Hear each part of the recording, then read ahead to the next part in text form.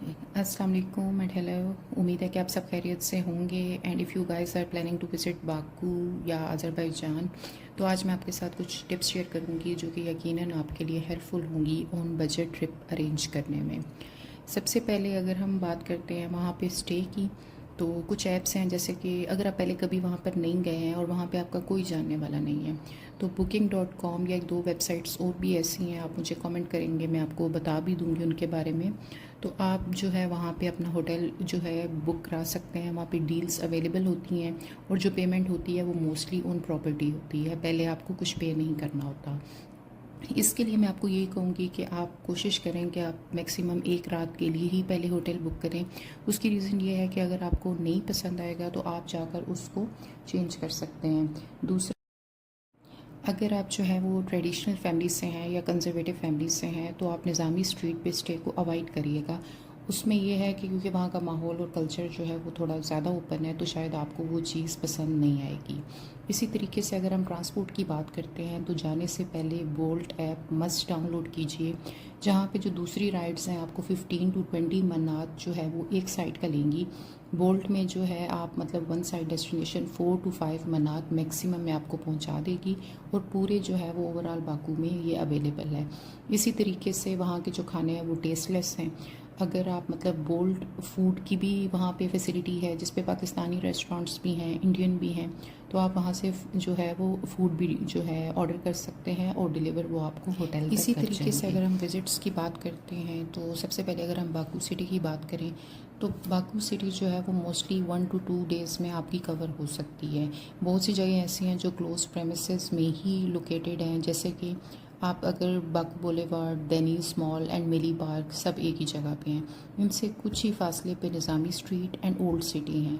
Old city के अंदर ही maiden tower, शेरवानशाह का पैलेस, मिनिएचर बुक्स म्यूज़ियम और म्यूज़ियम्स एंड जो मसाजिद वगैरह हैं वो वहाँ पे लोकेटेड हैं। इनके जो मोस्टली चार्जेस हैं जिन जगहों पे हैं, जैसे कि मेडन टावर में 10 मनात आई थिंक पर पर्सन होगा, इसी तरीके से शेरवान शाह में होगा। इससे हट के जो है वो कॉम्बो टिकट्स की भी फैसिलिटी है, लेकिन आपको वो ऑलमोस्ट 48 to 72 आवर्स में फिर वो प्लेसेस विज़िट करनी होंगी, वो तब तक के लिए वैलिड होगा। अगर हम बात करते हैं आउट ऑफ स्टेशन जाने की, तो सबसे पहली जो लोकेशन आती है वो गबाला है।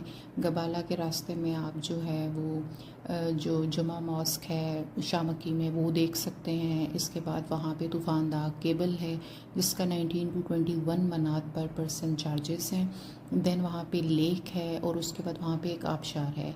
ये मतलब इतनी कोई मुझे ख़ास नई लोकेशन लगी थी। हाँ, ये है कि आप सुबह जाएं टाइमली और शाम को वापस बाकू आप अपने होटल में आ सकते हैं अगर आप वहाँ पे रात स्टे नहीं करना चाहते।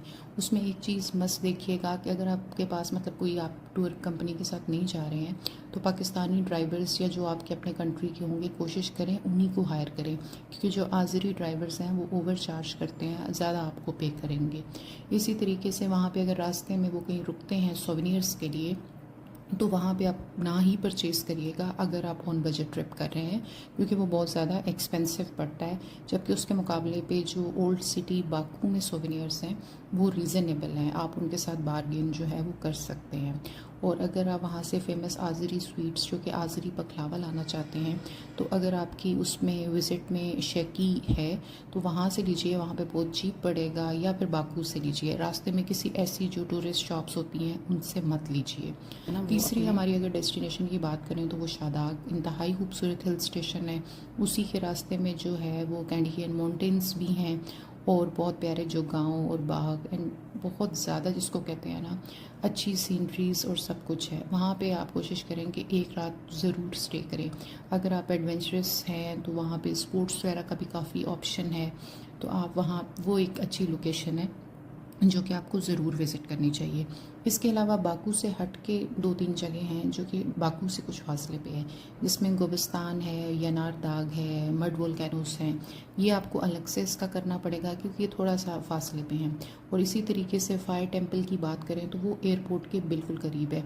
अगर आप यहाँ से जाते हुए भी लैंड करके पहले उसको देख लें फिर होटल चले जाएँ, या वापसी पे आपके पास इतना टाइम का मार्जिन हो कि आप उसको देखते हुए वापस आ जाएँ, तो ये जो है वो आपके लिए अच्छा होगा। वहाँ पे भी टिकट्स इसी तरीके से आई थिंक 10 मनात जो है वो पर पर्सन है।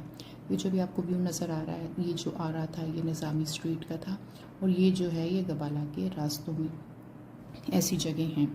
इसके अलावा अगर हम वेदर की बात करें तो वेदर के लिए विंटर्स में जाने का कोई फ़ायदा नहीं। बहुत सी जगह वो हैं जो फोग एंड उसकी वजह से, सर्दी की वजह से जो है वो क्लोज हो जाती हैं, तो इसलिए उसमें जाने का कोई आपको फ़ायदा नहीं है। बेटर है कि समर्स टू ऑटम में आप अपना ट्रिप अरेंज करें। फिर अगर हम शॉपिंग की बात करें तो डेनीज़ मॉल और भी काफ़ी ऑप्शंस हैं, और डेनीज़ मॉल में ही एक आध टर्किश ब्रांड है, अगर आपको नाम जानना होगा मुझे कमेंट करिएगा, मैं आपको बता भी दूंगी, जो कि रीज़नेबल है और उस पर बहुत अच्छी चीज़ें हैं अगर आप गिफ्ट्स लेना चाहते हैं और बाकी चीज़ें लेना चाहते हैं। इसके अलावा अगर मैं रास्ते में आपको अगर उसके लिए टिप दूँ कि अगर आपकी कनेक्टिंग फ़्लाइट है, जैसा कि आपकी अगर थ्रू दुबई है, तो एयरपोर्ट्स बहुत ज़्यादा एक्सपेंसिव है। हाँ, ड्यूटी फ्री आइटम्स बहुत वहाँ पे, अगर आप परफ्यूम्स वगैरह लेना चाहते हैं, दुबई एयरपोर्ट जो है वो उसके लिए बेस्ट प्लेस है। लेकिन अगर आपका ऑन बजट है और आपके साथ फैमिली और काफ़ी लोग हैं, तो फिर वहाँ पे ये आप सोच के जाइएगा कि अगर आपकी कुछ घंटे का स्टॉप ओवर है तो वो काफ़ी आपको महंगा पड़ेगा खाने की चीज़ें लेने के हिसाब से, या वैसे भी जो भी आपके वहाँ पे एक्सपेंसेस होंगे। ये मेरा ख़्याल है कि आपको टिप्स जो है वो काफ़ी हद तक हेल्पफुल हुई होंगी। अगर आपको और भी कुछ जानना है तो आप मुझे कमेंट कर सकते हैं। And thank you so much video देखने के लिए। अगर आपको मेरा चैनल अच्छा लगे तो प्लीज़ इसको लाइक शेयर सब्सक्राइब ज़रूर करिएगा। मैं इंशाल्लाह आगे भी आपके लिए जो है वो वीडियोस बनाती रहूँगी। Thank you so much. और अभी मैं जो है वो कुछ पिक्चर्स एंड में डाल दूँगी लोकेशंस की, और उनके नाम मेंशन कर दूँगी, सो दैट आप देख सकें कि बाकू वाकई खूबसूरत जगह है और जाने के लिए एक बहुत अच्छी और रीज़नेबल और ऑन बजट डेस्टिनेशन है। Thank you so much. अल्लाह हाफिज़।